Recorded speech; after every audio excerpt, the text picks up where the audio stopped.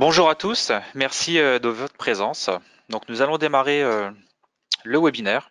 Euh, voilà, donc aujourd'hui la thématique de notre webinaire, c'est comment accélérer votre migration Business Object vers le cloud.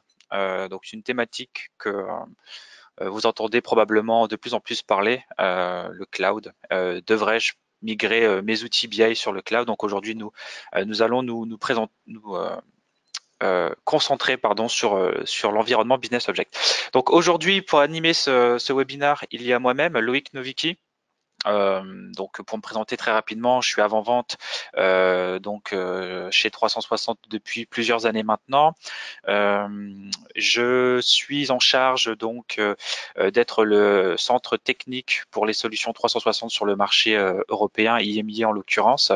Beaucoup d'entre vous probablement me connaissent déjà. Euh, voilà, avec moi pour m'accompagner aujourd'hui, on a Patrick Perrier. Patrick, Oui, je te laisse. Oui.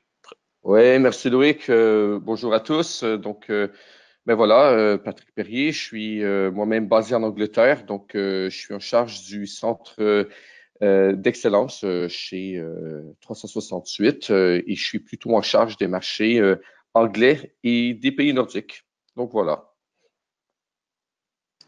Parfait, merci Patrick. Donc, avant de commencer cette session, quelques petits points. Alors, vous avez l'habitude, hein, si vous avez déjà suivi certains de nos webinaires. Donc, n'hésitez pas surtout à soumettre vos questions à n'importe quel moment. À la fin de ce webinaire, il y aura une session où on répondra à toutes vos questions. Donc, n'hésitez pas à utiliser la petite box questions prévue à cet effet sur l'interface GoToWebinar qui nous permettra donc de recueillir vos questions et d'y répondre, soit à la fin de cette session ou soit directement en cours de session à travers la barre de chat. À partir depuis le début de cette session, nous avons commencé donc à enregistrer ce webinaire. Donc pour les personnes qui ne pourraient éventuellement pas nous suivre jusqu'au bout, ou pour toutes les personnes qui souhaitent avoir accès à ce webinaire et souhaitent et vont télécharger cet enregistrement, voilà, vous pouvez transmettre ce recording et cet recording sera accessible à travers notre site internet. Et merci à ceux donc qui ont écouté cet enregistrement. Et enfin, pour finir, et afin de nous améliorer et de vous apporter effectivement le meilleur service possible, il va y avoir au cours de ce webinaire plusieurs sondages. Dont un à la fin qui nous permet de nous améliorer, d'écouter vos tendances sur les prochains webinaires et comment améliorer ces sessions. Donc, merci à vous de compléter ces sondages et de nous permettre de nous améliorer et puis de proposer aussi des sujets qui vous intéressent et qui intéressent de façon générale la communauté Business Objects. Voilà. Donc aujourd'hui, je l'ai dit tout à l'heure, nous allons parler donc du cloud et de Business Object et de comment améliorer et accélérer la migration donc on-premise vers le cloud. Ce sujet en fait est tout simplement lié à une tendance qui s'accentue au fil des ans. On a d'ailleurs, pour illustrer cette tendance, une citation du Gartner qui dit que 70% des organisations, durant cette année, ont l'intention de mettre en œuvre une stratégie multi-cloud. Alors ça peut effectivement être relatif à Business Object ou à tout autre applicatif, mais c'est une tendance qui est très forte, 70% des organisations, et on aura justement la possibilité de vérifier cette tendance avec vos informations, je l'espère. Donc le sommaire de ce webinaire, donc nous allons commencer justement par discuter de ce qu'est une infrastructure cloud, des tendances et de comment se repérer parmi les options possibles. Nous allons ensuite discuter du cloud, mais plus d'un point de vue SAP Business Object, comment on passe du coup d'une architecture on-premise vers une architecture cloud. Et puis enfin, nous finirons avec l'outil Cloud Migration Accelerator de 368, qui est effectivement un ensemble d'outillages, mais de bonnes pratiques et d'accompagnement pour justement faciliter et garantir la migration de vos plateformes physiques vers le cloud. Euh, voilà, avec une série de règles et de process que nous allons vous délivrer. Merci Loïc. Ben, en fait, oui. Pourquoi migrer vers le cloud? Pourquoi est-ce que c'est une tendance? En fait, c'est assez simple. C'est surtout, en premier lieu, je pense, pour baisser les coûts d'infrastructure. Vous savez tous les coûts énormes d'avoir plusieurs serveurs. Hein. On ne parle pas juste d'un serveur en production, mais souvent les serveurs de développement, de tests. Il y a du disaster recovery. Il faut gérer les backups. Il faut gérer aussi tout le personnel qui maintient cette infrastructure. Bon, voilà, donc il y a d'énormes coûts. Et c'est vrai que en termes de frais initial d'avoir une infrastructure sur le cloud, on parle de coûts d'entrée très bas, mais même de coûts à court moyen terme au minimum, on parle de coûts moindres que d'avoir sa propre infrastructure, ce qui peut être très intéressant. Un truc que j'ai beaucoup travaillé moi avec le cloud et c'est surtout pour l'agilité. Pour ceux qui ne connaissent pas, vous allez sur votre fournisseur cloud et je vous invite à essayer. Hein, tous les plus gros, ils ont de l'évaluation avec des montants d'euros, centaines d'euros gratuits pour faire des tests. Vous pouvez tout simplement arriver et dire, moi je veux un poste Windows Server avec 4 corps, 16 gigas de RAM, disque dur, blablabla. On appuie sur le bouton et 2 minutes plus tard, le serveur est prêt. Et c'est quelque chose qui est impensable dans les compagnies d'aujourd'hui quand il faut contacter son IT, remplir des formulaires, attendre qu'ils aient le temps, bien sûr, et tout ça, s'assurer qu'ils aient la capacité de vous donner le serveur que vous voulez. Ben ici, c'est quelques clics et on a l'infrastructure qu'on veut. Donc, c'est très agile, très rapide et ça permet même pour les plus gros d'entre vous qui souhaitent avoir peut-être un serveur en supplément dans votre cluster parce que vous savez que telle période du mois ou de l'année, vous avez besoin de plus de capacité, ben, vous pouvez tout simplement démarrer le serveur avec un clic. Quand vous êtes prêt, vous payez à la consommation dans la plupart des cas. Et puis, quand vous arrêtez le serveur, vous payez plus ou vous payez que très peu. Donc, très agile, très rapide, ce qui est super. Et puis, voilà, donc, un autre truc qui est très important, c'est lorsqu'on a une infrastructure cloud, encore une fois, les plus gros, ils ont des systèmes et ces hébergeurs peuvent soit dupliquer les serveurs, vous assurer des backups intégrés, encore une fois, à faible coût. Donc voilà, pour aller vers le cloud, on parle de faible coût d'infrastructure, très agile et aussi, ça peut être très, très bien pour tout ce qui est backup et disaster recovery. Donc voilà. Alors, il y a plusieurs clouds. On distingue souvent le cloud intégral du cloud hybride. Patrick, tu peux peut-être nous parler de ces deux points? Oui, absolument. Donc, premièrement, quand on parle de cloud ici, on ne parle pas de cloud comme Facebook ou Google ou même le SAP Analytics Cloud. On parle vraiment d'une infrastructure cloud, donc qui est d'avoir les mêmes serveurs que vous avez chez vous, hein, des serveurs Windows ou Linux ou Unix, mais des serveurs qui sont hébergés. Donc, on parle de l'hébergement qui est fait ailleurs. Hein. Et donc, dans le cas de Business Objects, il y a souvent deux modèles.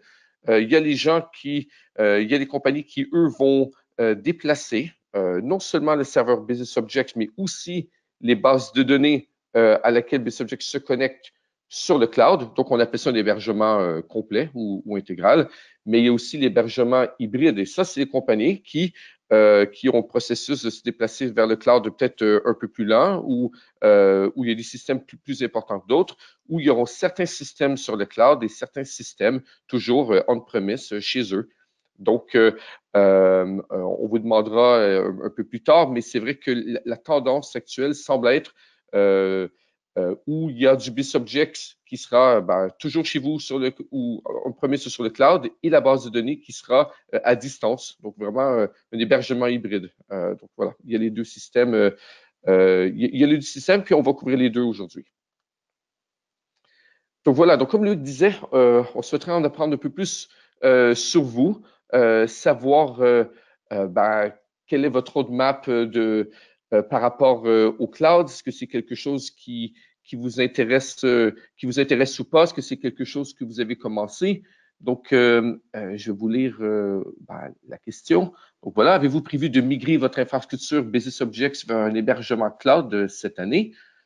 On va vous laisser quelques secondes pour y répondre. Il y a oui en format intégral, donc c'est tout sur le cloud.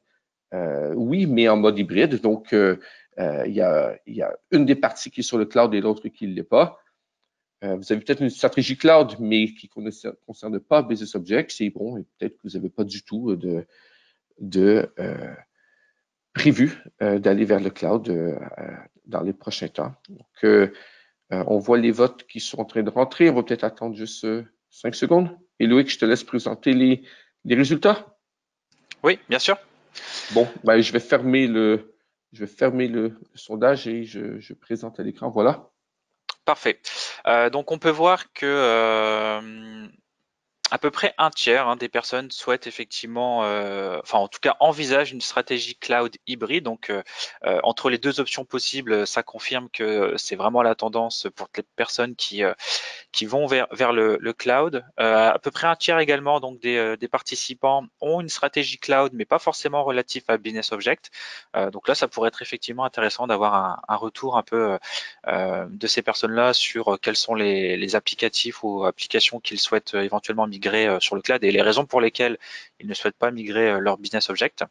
Là où je suis un peu effectivement un peu plus surpris, c'est la proportion de personnes qui n'a pas prévu d'héberger cette année quoi que ce soit sur le cloud, 45%. Je m'attendais pas à un chiffre aussi élevé, mais à la limite, effectivement, il y a peut-être des raisons qui peuvent s'expliquer. Ce serait intéressant d'en échanger. Absolument. Merci d'avoir voté. Et puis, si ça vous dit d'écrire un petit commentaire dans la boîte questions ou la boîte chat, pour ceux qui ont répondu en mode hybride, ça serait intéressant de savoir si vous considérez avoir Business Objects sur le cloud ou bien la base de données, de savoir lequel des deux morceaux vous souhaitez déplacer. Donc, voilà. Parfait. Donc, Euh, Loïc, oui, qu'est-ce qu'il oui. faut faire? Ben voilà, donc faire une migration ou un déplacement vers le cloud, c'est pas une migration habituelle. Qu'est-ce qu'il faut faire attention? Bah en effet, c'est une migration à part entière avec également ses propres pièges, contrairement à une migration classique. Donc il y a quelques erreurs à éviter. La première, c'est tout simplement de sous-évaluer l'importance de la migration. C'est vrai qu'on n'arrête pas de dire que le cloud c'est simple, c'est facile, et à cause de ça, justement, on pourrait s'imaginer que la migration est plus simple. Or, c'est pas le cas.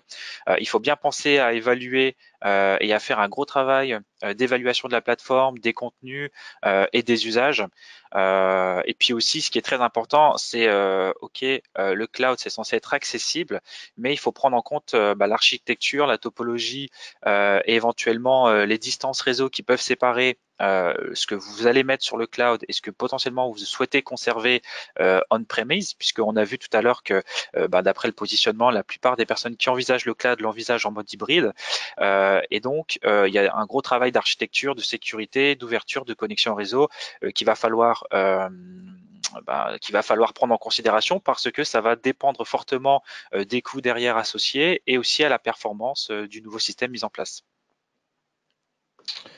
Oui, absolument. Et puis, si j'avais à rajouter deux petits points, c'est que pour certains d'entre vous, ce sera une migration peut-être de 4.2 on-premise à 4.2 vers le cloud. Bon, tant mieux, ça rend peut-être la tâche un peu plus simple, mais pour certains d'entre vous, ce sera du 4.1 peut-être vers du 4.2, où il y aura peut-être une mise à jour de Service Pack de fait en même temps.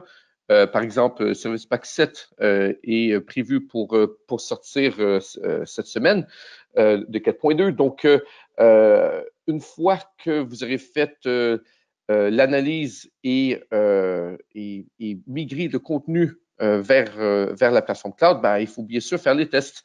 Et comme les tests, on reviendra un peu plus tard, mais non seulement les tests de non-régression, mais comme Loïc le disait, vraiment s'assurer que les performances que vous avez prévues sont mises le cas, parce que, bon, s'il n'y a pas l'adoption des utilisateurs, ce déplacement sera probablement un échec. Et moi, j'ai vu des collègues aux États-Unis, des compagnies qui sont allées vers le cloud, qui avaient mal fait le dimensionnement, qui avaient mal géré l'infrastructure, ils ont dû interrompre la migration, rester on-premise plus longtemps pour réparer tout ça. Donc voilà, analyse, les tests, c'est très important. Et puis, bien sûr, aller vers le cloud, ça a des bénéfices en termes de coûts. On en a parlé tout à l'heure, moindre coût, mais c'est des moindres coûts si vous gérez votre plateforme de la bonne façon. Et c'est important de bien gérer la maintenance et de gérer le suivi, l'audit de la plateforme pour s'assurer qu'elle performe de la façon que vous voulez et qu'elle elle vous coûte en termes de hosting, mais en termes de bande passante. Hein. Quand on va sur le cloud, il faut aussi penser qu'il y a un coût de bande passante. Il faut garder un œil là-dessus. Et encore une fois, on reviendra avec notre solution. On a des façons de vous aider à ce sujet. Bon, j'ai déjà commencé à en parler. Donc voilà, notre solution, pourquoi on est là aujourd'hui. Donc on a parlé du cloud, on a parlé de Business Objects, les deux modes. Comment 360 peut vous aider? Ben, on a une solution, une suite d'outils, comme Loïc le disait, qu'on a appelé le Cloud Migration Accelerator. Donc, c'est simplement une série de 5 étapes qu'on va entrer dans le détail pour vous aider avec ce déplacement, souvent cette migration, cette mise à jour vers le on-premise, vers le cloud. Bien sûr, ces 5 étapes peuvent être utilisées peu importe le mode hybride que vous faites. Donc, si vous êtes BizObjects toujours on-premise, c'est la base de données qui bouge. Ces 5 étapes vous aideront d'une certaine façon, bon, peut-être pas pour le déplacement de Business Objects, mais au moins pour la validation des performances et du flux réseau. Mais si vous déplacez Business Objects sur le cloud et c'est la base de données qui reste, bon, ben, ces 5 étapes, ils sont très utiles et très importantes. En effet. Et donc, commençons par la première étape. J'ai envie de dire la fondation de toute chose. Dans Business Objects, ce qui est important, c'est de faire une évaluation correcte de ce qui est à migrer, avoir une vue claire des contenus à migrer, des contenus éventuellement à écarter, par rapport donc à différents critères qui peuvent être les critères d'usage, les critères de performance. Donc toutes ces choses-là vont pouvoir être très facilement récupérées au sein des outils qui seront livrés pour cette étape-là. Il est également aussi possible de faire une cartographie de la plateforme pour avoir une idée du dimensionnement à prendre en considération sur la plateforme cloud. L'idée, c'est effectivement de passer sur le cloud, mais d'avoir à minima les mêmes performances, voire dans le meilleur des cas, des performances meilleures que ce que vous aviez en on-prem. Et puis, bien entendu, et ça revient à la première erreur que j'ai pu citer tout à l'heure, c'est de définir un plan de migration, savoir quelles sont les étapes, dans quel ordre les étapes vont se dérouler, et puis avoir effectivement une idée de comment tester et comment évaluer si les étapes se sont bien déroulées. Donc là, vraiment, avec cette étape 1, qui est donc l'évaluation et la planification, l'outil donc 360 Migration Accelerator vers le cloud va vous permettre d'avoir toutes les informations clés pour préparer votre projet de migration, anticiper l'architecture de votre environnement cloud, voilà, de façon à avoir une base qui permet derrière d'enchaîner les autres étapes au mieux. Ouais, donc je vais vous faire une petite présentation de comment on peut vous aider. Donc, la solution, l'accélérateur qu'on a pour vous, pour faire l'analyse, on vous remet plus de 80 rapports déjà préconstruits. C'est possible pour vous de faire vos propres analyses aussi, donc de rentrer encore plus dans le détail si vous le souhaitez, de faire une analyse complète. Donc, ceux qui se connectent ou qui se connectent pas, les rapports qui sont utilisés, encore une fois, à quel moment. Donc, tout ça, ça va rentrer en compte pour le dimensionnement de la plateforme, pour savoir quel rapport vous souhaitez migrer ou pas migrer. Alors, analyse complète des sessions et des connexions. Donc, ça, c'est important aussi pour le dimensionnement. Donc, comme je le disais tout à l'heure, le cloud est tellement agile que si on prend un exemple comme celui-là ici, ben, on voit qu'au mois de mai, on a une utilisation plus forte que les autres. Ben, peut-être qu'au mois de mai, vous souhaitez avoir un serveur avec 8 cœurs et 32 gigas de RAM plutôt que 4 et 16. Ou peut-être vous souhaitez avoir un troisième serveur dans le cluster avec le cloud, ben, c'est très simple. Vous dites, ben, ce mois-ci ou ces jours-ci, je veux avoir telle et telle performance en plus. Le coût est élastique, donc le coût sera plus élevé pendant ces certains jours. Vous terminez le serveur ou vous revenez en arrière sur les CPU et la RAM que vous avez avant et le coût revient comme avant. Donc, c'est vraiment élastique et très agile. Et encore une fois, donc les pics de connexion très utiles. Bon, bien sûr, la volumétrie, c'est ultra important parce que, on prend cet exemple ici, vous avez 1,8 giga de données en répertoire public, encore pire, presque 27 gigas de contenu personnel. Encore une fois, il y a un coût de bande passante, il y a un coût d'hébergement, donc garder un œil sur la volumétrie, savoir ce que vous voulez garder, ne pas garder, et peut-être créer des règles de maintenance, on va y revenir plus tard. On vous permet d'avoir toutes ces informations. Bon, moi, ce rapport, c'est un des rapports qui m'intéresse le plus, en fait. Être en mode hybride, c'est, comme on l'a dit plusieurs fois, Business Objects d'un côté, la base de données d'un autre. Business Objects sert évidemment à consommer cette donnée. Donc, de savoir, grâce à l'analyse d'impact, savoir quel rapport que j'ai, quelle base de données on utilise, à quelle fréquence, quel SQL et tout ça, ça peut vraiment vous donner beaucoup d'informations sur comment vouloir procéder, comment faire le dimensionnement de la nouvelle plateforme, mais aussi comment peut-être gérer des nouvelles règles, avoir des limites sur les univers, peut-être déplacer en priorité certaines bases de données vers le cloud plutôt que d'autres. Donc voilà, analyse complète des rapports, des univers, des bases de données, des objets qui sont utilisés. Et puis finalement, je pense que c'est le dernier rapport dans cette présentation, donc la documentation des performances. On peut vous dire ici, par exemple, que ce rapport, une bonne dizaine d'objets dans la requête. Donc, la base de données retourne des données concernant une bonne dizaine d'objets, mais en fait, il y en a 4. Donc, sur un jaune, il y en a 4 qui ne sont pas utilisés nulle part. Encore une fois, optimiser les performances et la quantité de données sur la bande passante, ça peut être vraiment intéressant de faire ce query stripping qu'on appelle ou au moins documenter ce qui se passe. Donc voilà, donc plein d'informations pour vous pour l'analyse et vous préparer. Et donc une fois que vous êtes prêt à passer le pas, et donc il y a la phase d'exécution bien entendu. Donc là encore une fois, on va être là à vous accompagner donc cette phase-là. Donc on va bien entendu commencer à faire l'installation et la configuration de votre nouveau serveur Business Objects sur le cloud. Donc là pareil, hein, l'installation et surtout la partie configuration pourra être fait en lumière des informations qu'on a récupérées grâce à la phase numéro 1.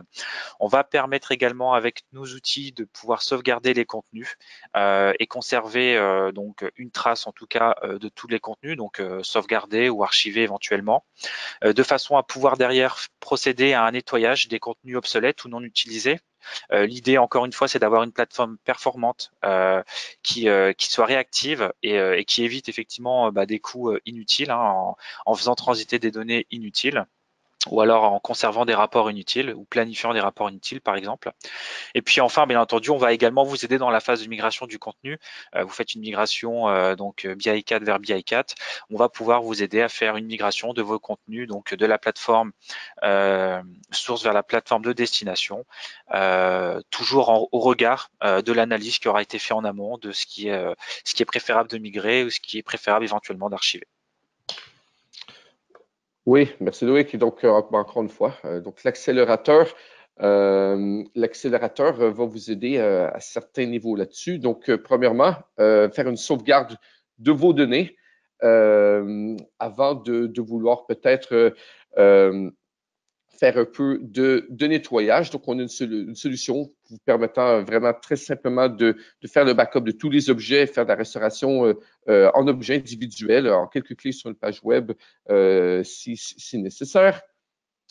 Donc, nettoyer l'environnement, puis on y reviendra plus tard, mais on a l'accélérateur a des fonctions et des douzaines de fonctions pour vous aider à faire du nettoyage. Donc, par exemple, peut-être que vous voulez effacer ou désactiver les utilisateurs qui ne se connectent pas. Peut-être que vous voulez justement supprimer tous ces rapports personnels qui ont peut-être pas été, même pas été ouverts depuis, on va dire, depuis 6 mois, par exemple. Donc, pour nettoyer ces 26 gigas.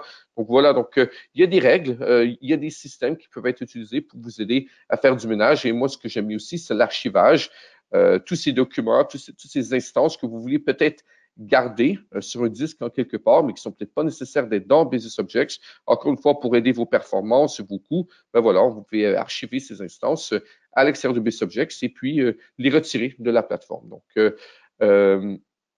une autre façon de vous aider, puis finalement, ben, faire la migration, migrer de version 4 à version 4, ça n'a jamais été simple avec Business Objects, même s'il y a un nouvel outil qui est sorti en Service Pack 5.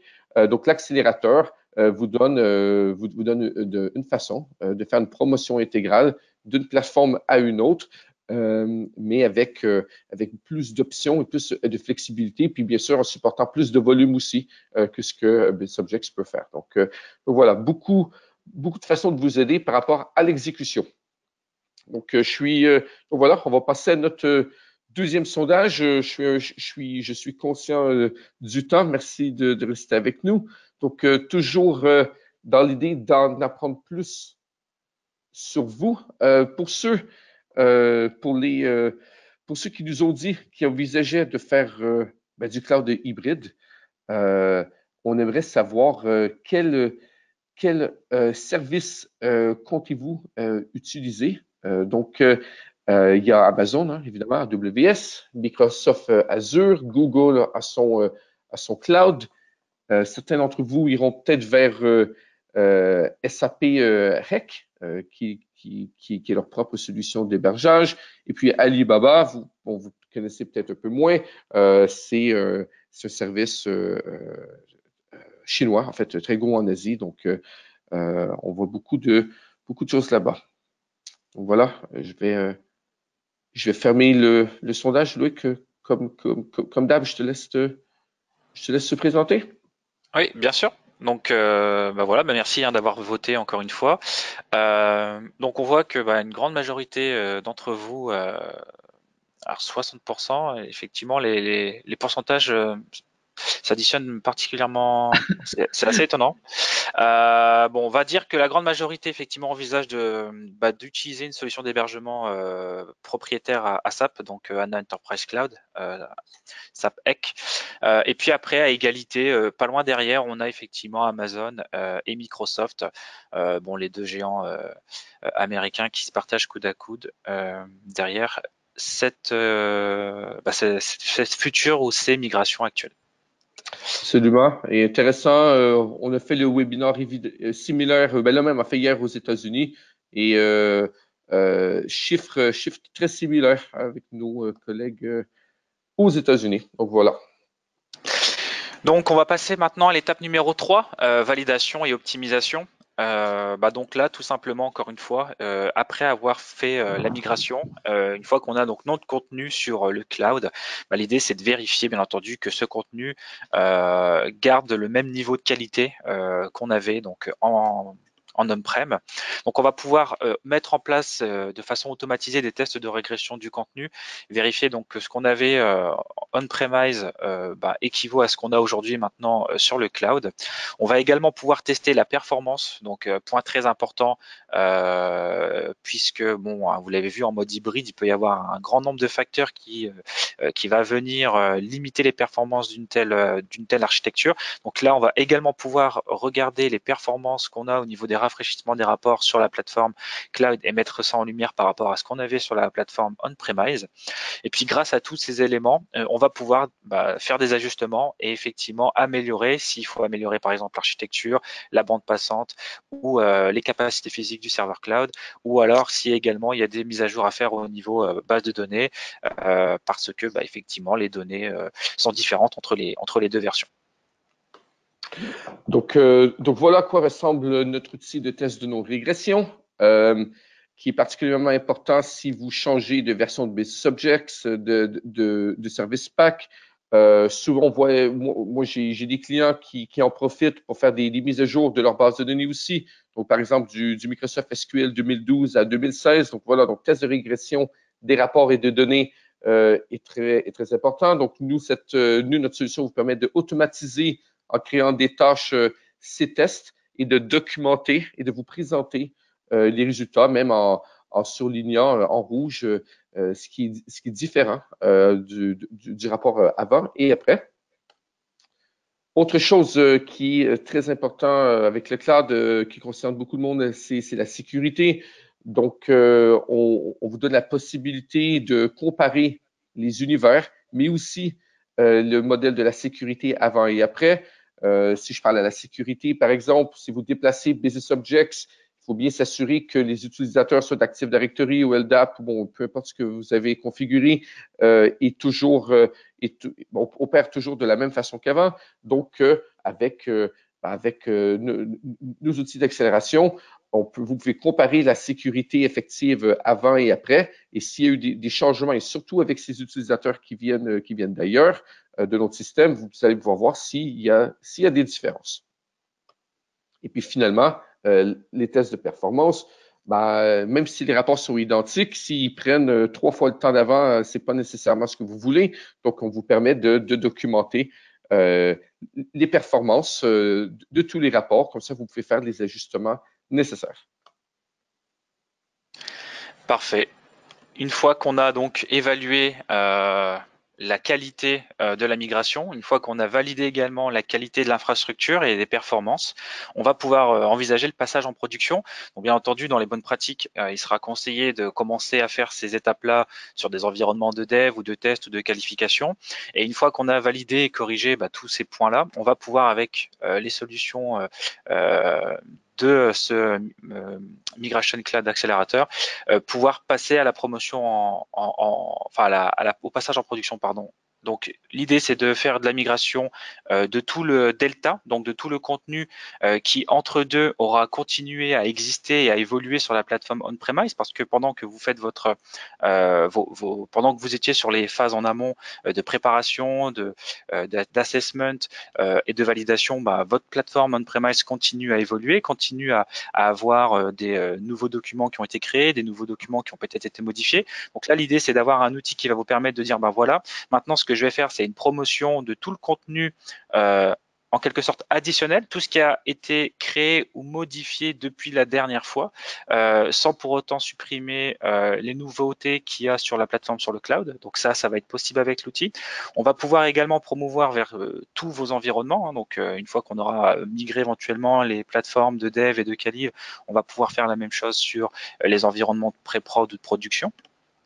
Ça permet donc tout ça effectivement de minimiser les besoins post-migration, puisque vous avez donc des outils clés en main qui vous permettront de procéder à toutes ces étapes-là. Et puis enfin, l'idée derrière, c'est d'avoir une meilleure adoption de vos utilisateurs en s'assurant que tout le contenu nécessaire est utilisé sur les environnements, se retrouve bien sur le cloud et à disposition de tous vos utilisateurs. Donc voilà à quoi nos outils ressemblent pour vous aider à cette étape. Donc, migrer le contenu Delta, on sait tous à quel point c'est compliqué. On migre, on fait des tests pendant quelques jours, quelques semaines, on répare des choses. Pendant ce temps-là, l'ancien environnement continue de travailler. Donc, voilà. Donc, nous, on a un outil qui vous permet très facilement d'analyser la plateforme d'avant. On la compare avec la plateforme que vous avez migrée il y a quelques semaines. On détecte les objets qui sont nouveaux ou qui ont été ajoutés depuis et on peut très facilement faire une migration du Delta. Donc ça, c'est très, très puissant et c'est super rapide. Donc voilà. Et puis finalement, la maintenance. Finalement, voilà, tout à fait, Patrick. La maintenance, partie d'ailleurs souvent, pas méconnue, mais la moins souvent écoutée au niveau des infrastructures. Le problème, le gros inconvénient des plateformes on-premise, c'est effectivement que bien souvent la maintenance est très peu enfin, le besoin de maintenance est très peu écouté, ce qui fait qu'on se retrouve très facilement avec des environnements qui deviennent de plus en plus gros, avec beaucoup de contenu inutile, qui va venir ralentir les performances générales de la plateforme, les multiples actions, une base d'audit trop chargées peuvent venir ralentir les performances de la plateforme. Et puis tout ça sur le cloud, en plus de ralentir les performances, ça va venir ajouter des coûts qui n'étaient pas prévus et qui peuvent effectivement mettre en danger le modèle économique d'un système to cloud ou en tout cas hybride cloud. Donc l'idée ici, c'est de bien avoir à l'esprit que une bonne maintenance équivaut à des coûts maîtrisés. Donc premièrement, deuxièmement, avoir une plateforme la plus optimisée possible. Vous pouvez très facilement, comme Patrick l'expliquait au tout début, le cloud est agile. Donc si vous avez des soucis de performance, vous pouvez très facilement allouer une machine supplémentaire. Le problème n'est pas là. Le problème étant que si vous contrôlez au mieux les données à l'intérieur de votre environnement, vous pouvez pour un moindre coût donc avoir les performances que vous recherchez. Donc la maintenance, encore une fois, est clé d'un environnement contrôlé et surtout d'une adoption des utilisateurs qui, au final, sont les garants tout simplement de votre plateforme. Si les utilisateurs utilisent la plateforme, c'est que la plateforme tourne bien, c'est que la plateforme propose les services dont ils ont besoin et tout ça, il faut le maintenir. Donc avec des tâches qu'on va pouvoir automatiser. Donc Patrick, je te laisse effectivement la main sur les tâches. Oui, puis absolument. Business Objects, ça reste un produit d'entreprise comme une base de données. Et moi, ce qui m'étonne toujours dans les presque 20 ans que je fais du Business Objects, c'est de voir comment les compagnies ont des dizaines de tâches de maintenance sur leur base de données, mais aucun process pour Business Objects. Et non seulement c'est un problème de coût, mais c'est un problème aussi de vos projets. Les mises à jour, ils sont plus longues, les mises à jour sont plus coûteuses, sont plus risquées parce que vous avez plein de contenu qui n'est pas nécessaire à avoir, par exemple. Donc voilà, donc dernière étape de l'accélérateur, c'est vous aider avec vos tâches de maintenance. Comme je disais un peu plus tôt, on en a des douzaines sur toutes les options pour vous aider à garder un œil sur la plateforme, vous assurer qu'elle est la plus opérationnelle et la plus efficace possible. Donc, encore une fois, gérer vos utilisateurs automatiquement. Ou peut-être, moi j'aime bien faire la purge des données à l'intérieur des rapports Webby. C'est quelque chose qui vous aide, qui aide beaucoup, soit par la quantité des données ou la taille des données, mais aussi pour la sécurité aussi. Vous avez peut-être des rapports que vous ne voulez pas que les données restent visibles pour tout le monde. Donc voilà, donc, la purge des Webby. Donc on a des douzaines d'options comme ça pour vous aider à maintenir votre plateforme et aussi continuer similaire à l'analyse qu'on a fait au début, mais de l'analyse par rapport à la maintenance, garder un œil sur vos planifications, garder un œil sur l'utilisation, les performances, les temps de rafraîchissement. Donc, tout ça reste possible avec l'accélérateur.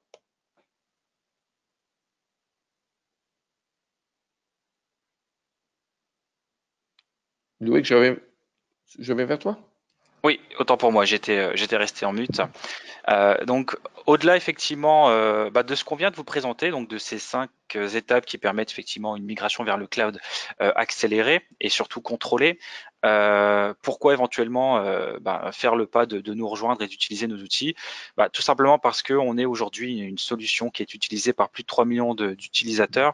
Et rien que ça, je pense que c'est déjà un gage de qualité et de fiabilité sur nos outils. Au-delà de ça, on a vraiment des outils qui ont fait ses preuves sur les scénarios de migration, alors déjà classiques, hein, on-premise, et techniquement parlant, effectivement, même s'il y a de nouveaux problèmes et de nouvelles, on va dire, critères d'alerte à avoir lorsqu'on passe sur le cloud, les les difficultés principales qu'on rencontre lors d'une migration, on les connaît depuis maintenant plusieurs années. Nos solutions ont été prouvées depuis plus de 10 ans et donc on sait effectivement éviter ces pièges-là. Et c'est l'idée justement donc de passer par cet accélérateur de migration pour justement vous éviter de tomber dans les pièges les plus communs. Enfin, nos outils, bien entendu, sont évolutifs. Ils existent depuis plusieurs années maintenant, hein, même plus de 10 ans. Donc, quel que soit ce que vous avez chez vous en termes de volumétrie ou en termes de version, on sait que SAP a tendance aujourd'hui à accélérer son nombre de SP et de patchs. Donc, vous pouvez avoir effectivement une multitude de versions disponibles sur le marché aujourd'hui. Nos outils sont forcément adapté à ce que vous avez chez vous, puisque on est également certifié par SAP, donc ce qui traduit d'un niveau de qualité au niveau de nos outils et de compatibilité avec tout ce qui existe et tout ce qui est en maintenance chez SAP. On est également très polyvalent. C'est vrai qu'aujourd'hui, on a parlé d'un thème qui est donc la migration vers le cloud, mais vous l'avez bien vu, hein, la migration vers le cloud, ça intègre énormément d'aspects, la documentation, l'analyse d'impact, la régression. Donc, on est vraiment très performant sur un grand nombre de sujets. Et si d'ailleurs vous avez des sujets particuliers que vous souhaitez aborder avec nous, n'hésitez pas à nous le faire savoir. On prendra rendez-vous bien volontiers avec vous. Et puis, bien entendu, je terminerai par l'efficacité, qui est l'essence même de ce produit, le accélérateur Migration Cloud. Le but pour nous, c'est de vous permettre d'être plus efficace sur votre environnement Business Object, et en l'occurrence ici, donc d'être plus efficace dans votre système et votre volonté de migrer vers le cloud.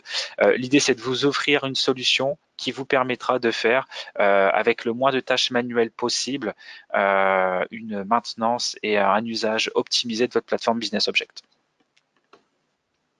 D'accord, merci pour ça, Loïc. Donc, en fait, ce qu'on va faire maintenant, on va démarrer le dernier sondage pendant qu'on répond aux questions qu'on a reçues pendant ce webinaire. Donc, la dernière question est tout simplement, comment est-ce qu'on peut vous aider?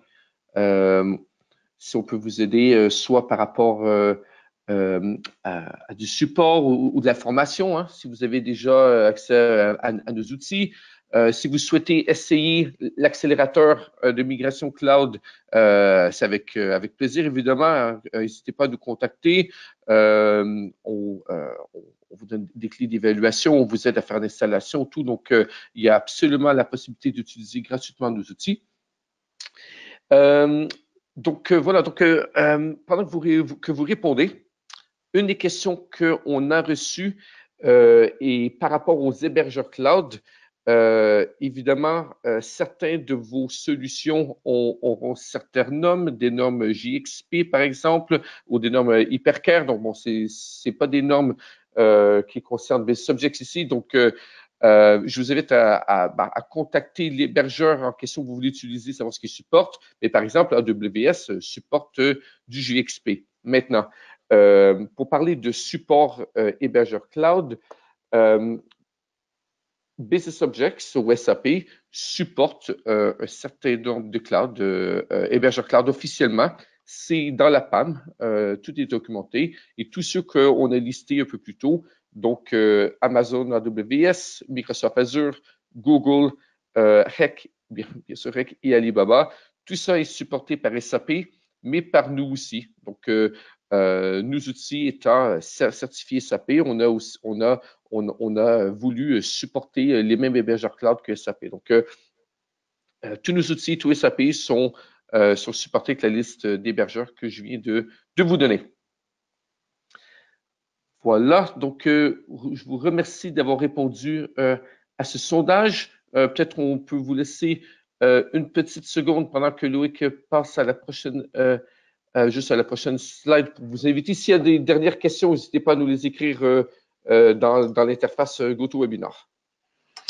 Oui, donc pour ceux qui ne le savent pas encore, on organise dans les bureaux de SAP, donc ce mois, enfin le mois prochain, le 28 mars, plusieurs annonces. On va effectivement discuter autour de Business Object et des futures sorties de Business Object, donc probablement la SP7 bien entendu, et peut-être aussi aussi un petit peu de la BI 4.3. Donc c'est l'occasion d'échanger sur voilà ce que va devenir SAP Business Object dans ses prochaines versions. On va également discuter de nos solutions et on va aussi laisser la parole à des utilisateurs pour partager leur expérience autour de Business Object et de nos solutions et comment effectivement voilà, réussir à répondre à vos problématiques d'aujourd'hui à travers Business Object et à travers nos outils. Donc on vous invite à revenir vers nous si vous souhaitez participer à cet événement qui est gratuit mais qui est sur invitation.